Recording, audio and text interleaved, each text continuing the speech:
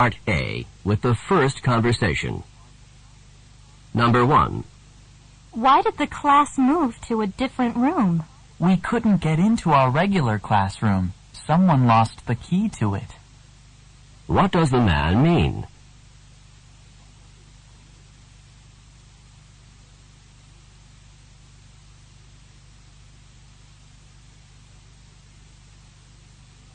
Number 2. Do you have the book that you borrowed from Jim? I need to use it.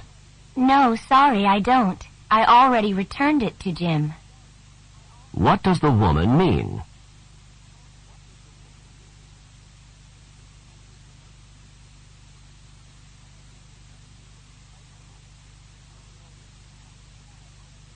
Number 3. Are you still writing checks? I've written the checks for rent and electricity, but I still have a few more to take care of. What is the man most likely doing?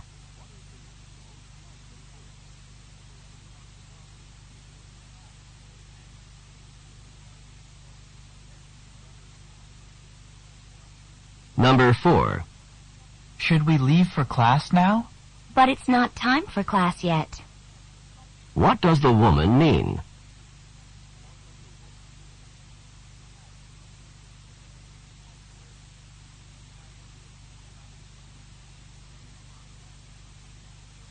Number 5. Is the physiology class as difficult as I've heard? It's not terribly difficult, but it is time-consuming. What does the man mean?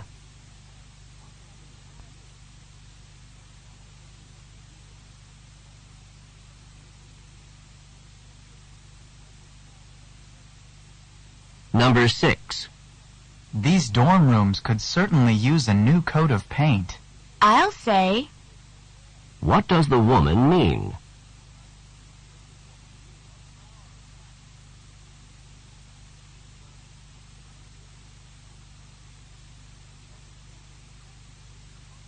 Number 7. Are you ready to work on the history paper? I will be in a couple of minutes. I have to finish the math problems before I start on history. What does the man mean?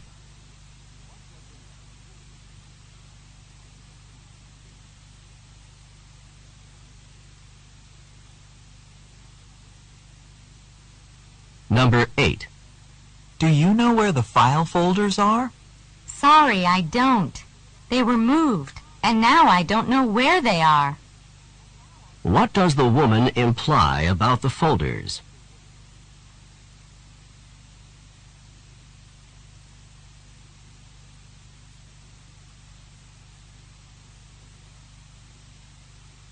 Number 9. We seem to have a difficult problem to solve. The problem is not unrepairable. What does the man mean?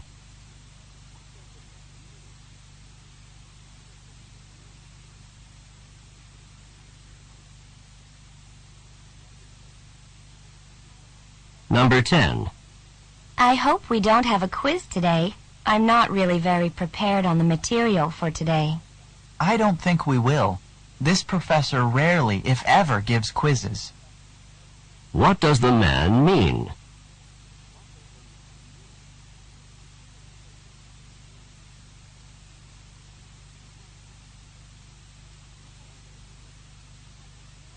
Number 11. Have you looked at the chemistry problem yet? Yes, and the problem was impossible to comprehend. What does the woman mean?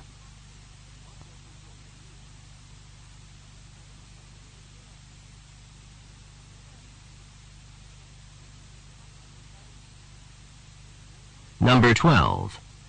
Do you know if we have to pay a fee to see the exhibit at the museum? Not as far as I know. What does the man mean?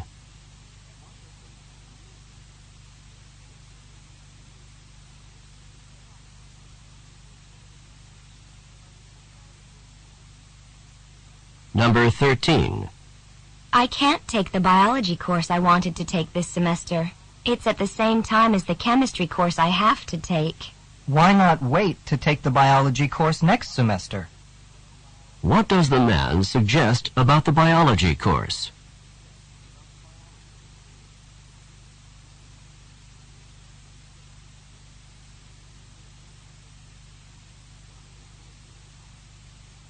Number 14.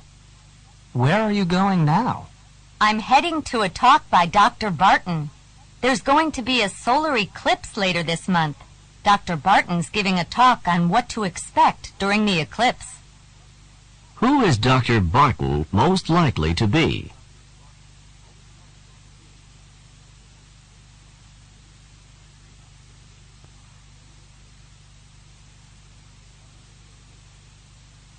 Number 15. Were you expecting such a nice gift? It couldn't have surprised me more. What does the woman mean?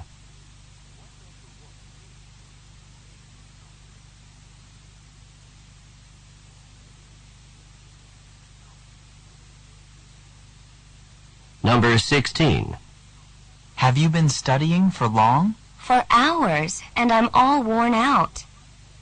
What does the woman mean?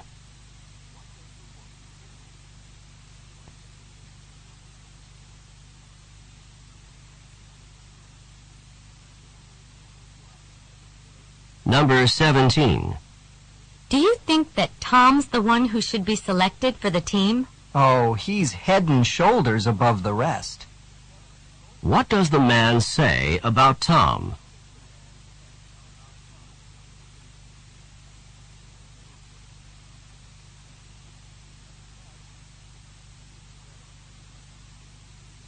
Go on to the next page.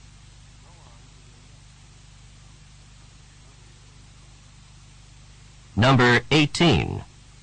Do you understand what we're supposed to do for tomorrow? Not really. The professor barely talked about the assignment.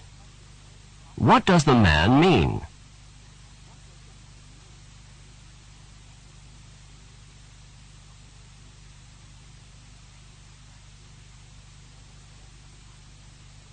Number 19. Did you go to the party last night? If I had known about it, I would have. What does the man say about the party?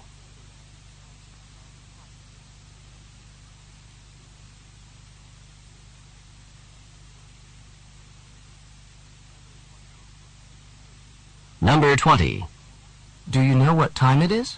I just heard the clock strike noon. What does the woman mean?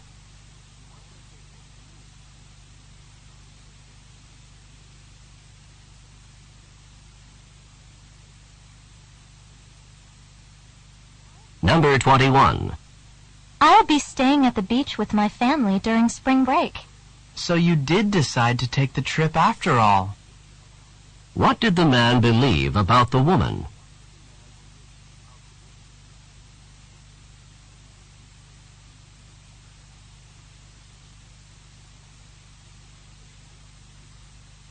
Number 22. Did your nieces and nephews like the gifts you got for them? They couldn't have been more excited when they saw what I got them. What does the man say about his nieces and nephews?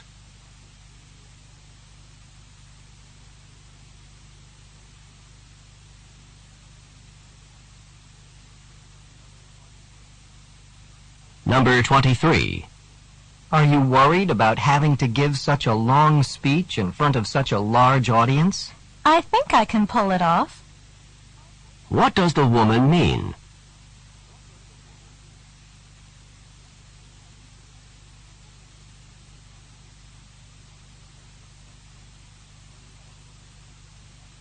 Number 24. There's a problem with your scholarship? Unfortunately, I forgot to sign and date the documents before I returned them to the scholarship office. So the scholarship has been held up.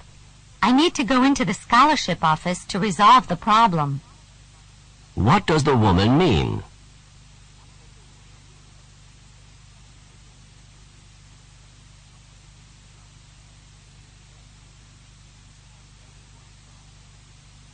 Number 25. Were the bills paid on time this month? I wish they had been. What does the man imply?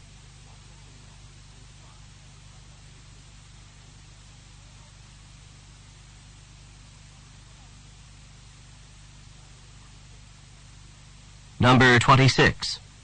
The lecture on the realities of entrepreneurship in the 21st century was really fascinating, wasn't it?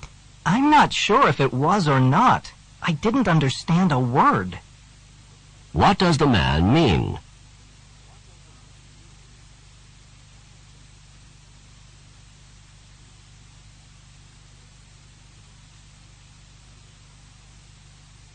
Number 27. I forgot to send the scholarship application in on time. You really missed the boat.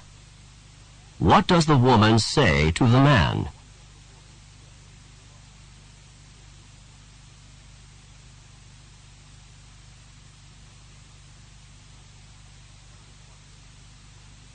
Number 28. I don't think you heard what I said. It wasn't that I didn't hear what you said. It was that I didn't agree with it. What does the man mean?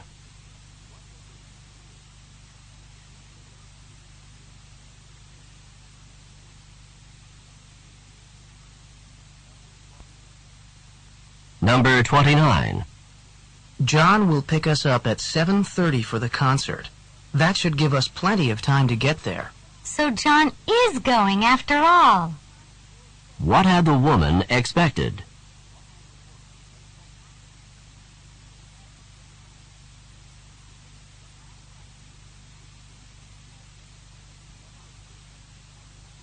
Number 30. Did you enjoy the trip? Not really. If the water hadn't been so rough and the boat hadn't rolled around so much, I would have enjoyed it more. What does the man mean?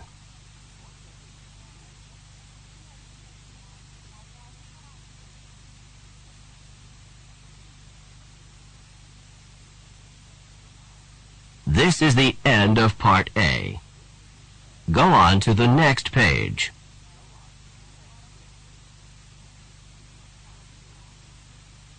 Now read along with me as I read the directions for Part B. Remember, you should not read ahead or turn the pages while the directions for this part are being read. Part B. Directions. In this part of the test, you will hear longer conversations. After each conversation, you will hear several questions. The conversations and questions will not be repeated. After you hear a question, read the 4 possible answers in your test book and choose the best answer. Then, on your answer sheet, find the number of the question and fill in the space that corresponds to the letter of the answer you have chosen. Remember, you are not allowed to take notes or write in your test book. Now we will begin Part B with the first conversation. Questions 31 through 34.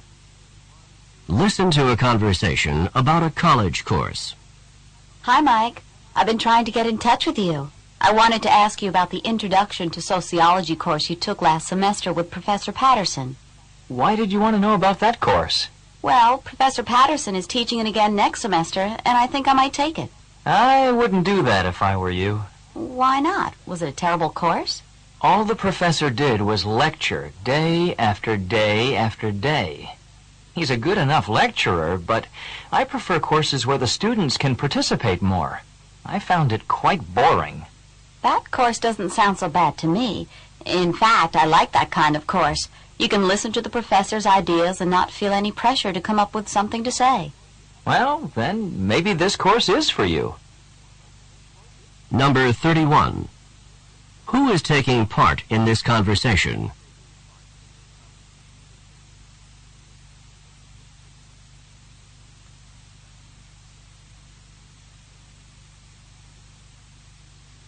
Number 32. Why does the woman want to talk with Mike?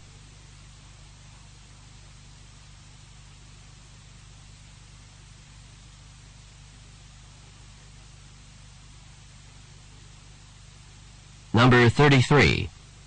What kind of course does the man prefer?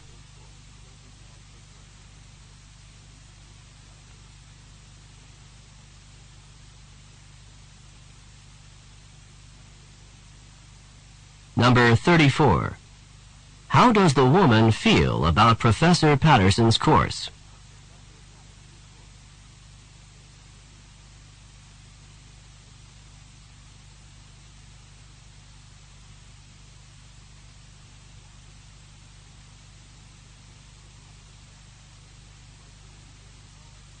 Questions 35 through 38. Listen to a conversation about a new solar energy plant. I was reading in last night's paper that the utility company wants to build a solar energy plant in the desert, not far from here. Do you think that's a good idea? A good idea? It's a great idea. Solar energy is the energy of the future. It's clean, it's safe, and it's abundant. What could be better? Won't the utility company just raise our rates to pay for this new plant? Well, the newspaper said that the utility company would need extra money to get the plant going, but in the long run, rates would be lower. And to have a constant supply of energy, that's a small price to pay. I'm not convinced that the price will be small. Number 35.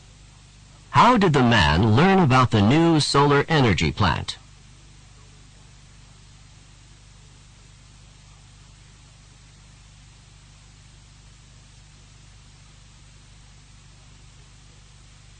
Number 36. Where will the solar energy plant be constructed?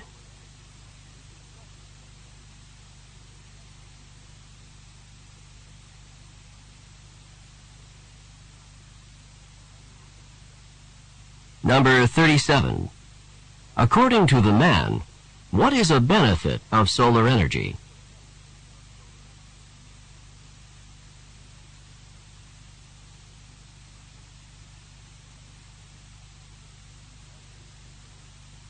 Number 38. How does the woman feel about the proposed solar energy plant?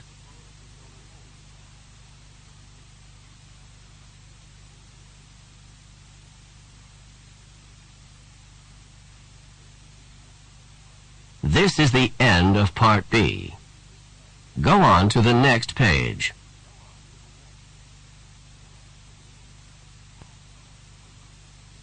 Now read along with me as I read the directions for Part C. Remember, you should not read ahead or turn the pages while the directions for this part are being read. Part C. Directions. In this part of the test, you will hear several talks. After each talk, you will hear some questions. The talks and questions will not be repeated. After you hear a question, read the 4 possible answers in your test book and choose the best answer. Then, on your answer sheet, find the number of the question and fill in the space that corresponds to the letter of the answer you have chosen. Here is an example. On the recording, you will hear, listen to an instructor talk to his class about painting. Artist Grant Wood was a guiding force in the school of painting known as American Regionalist, a style reflecting the distinctive characteristics of art from rural areas of the United States. Wood began drawing animals on the family farm at the age of 3, and when he was 38, one of his paintings received a remarkable amount of public notice and acclaim. This painting, called American Gothic, is a starkly simple depiction of a serious couple staring directly out at the viewer. Now listen to a sample question.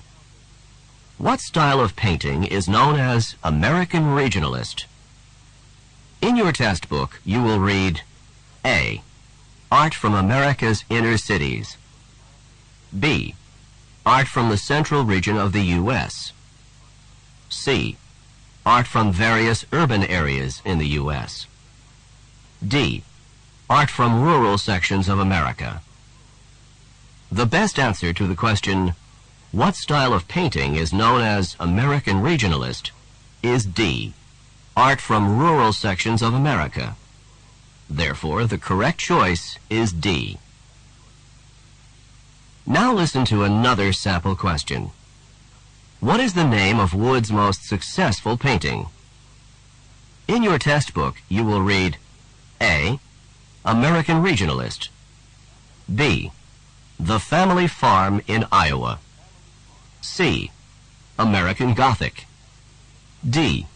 A Serious Couple. The best answer to the question, what is the name of Wood's most successful painting, is C. American Gothic.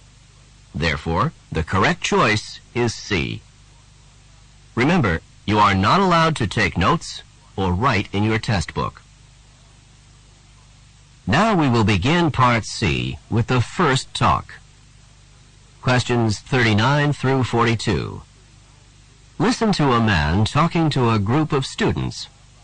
Hello, I'm John Rogers, the manager of the student bookstore. All of you have been selected to work part-time in the bookstore while you are completing your university studies. One of the first things I need to do is prepare a work schedule, and I need 2 pieces of information from each of you in order to make up the schedule. First of all, I need to know the hours you are free to work. Each of you will be assigned 20 hours of work per week, and those hours could be any time that the bookstore is open, on weekdays, in the evenings, or on weekends. I would like each of you to write down for me the hours when you have classes so that I will know when you are free to work. The second piece of information that I need is your job preference. Most of the jobs that are available are working as a cashier or stocking shelves with books. There are also a few positions working in the business office. Please write down which jobs you would prefer. I cannot promise that everyone will get the first choice when I make the schedule, but I will do what I can. Number 39. Who is John Rogers?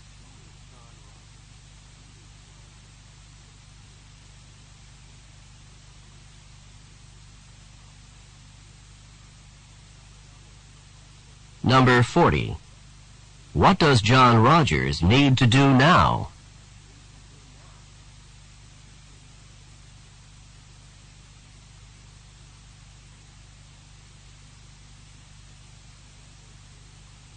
Number 41.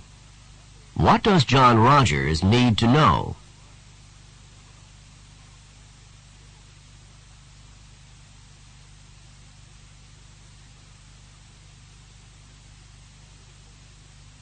Number 42. Which is not mentioned as a possible job open to the students?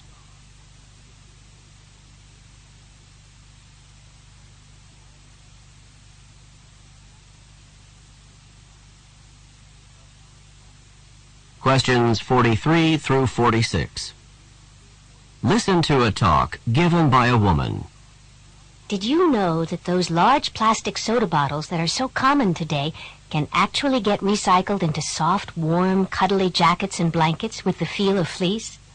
These bottles have generally been dumped into landfill rather than recycled, but now that's beginning to change.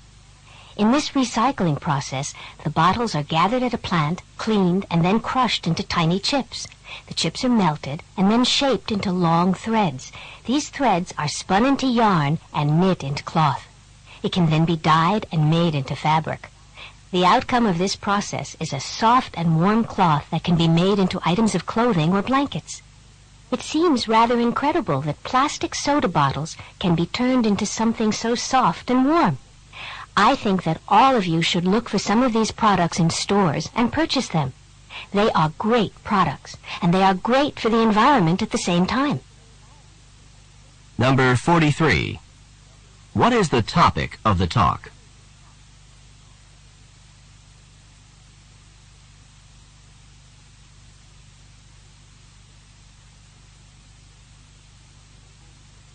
Number 44.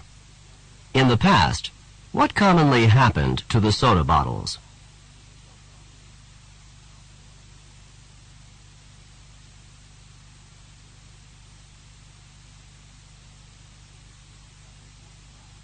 Number 45. What can be made out of the soda bottles?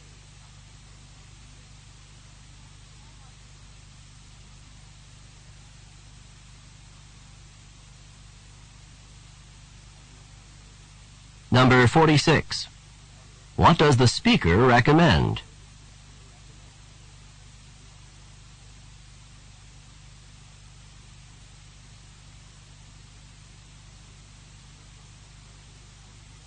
Questions 47 through 50. Listen to a talk on the first transcontinental railroad.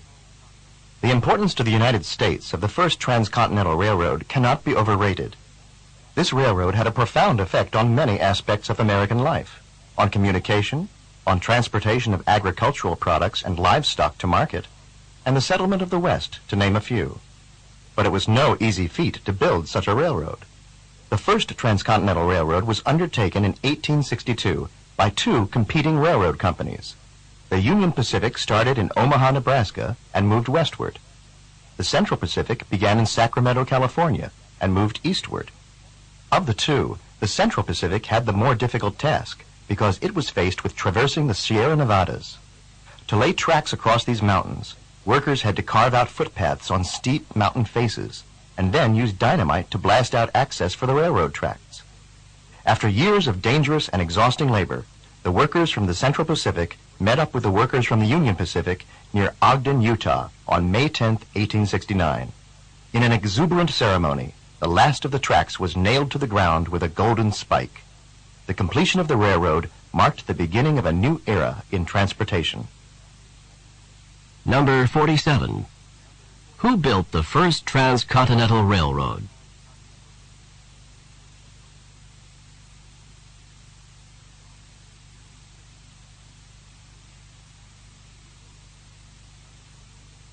Number 48. What was difficult about the job the Central Pacific workers had to complete?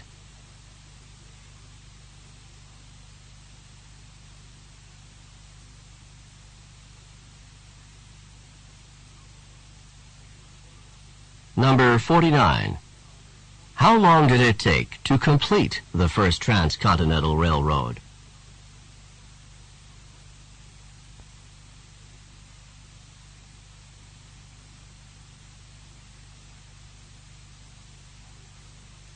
Number 50. What happened at the ceremony marking the completion of the railroad?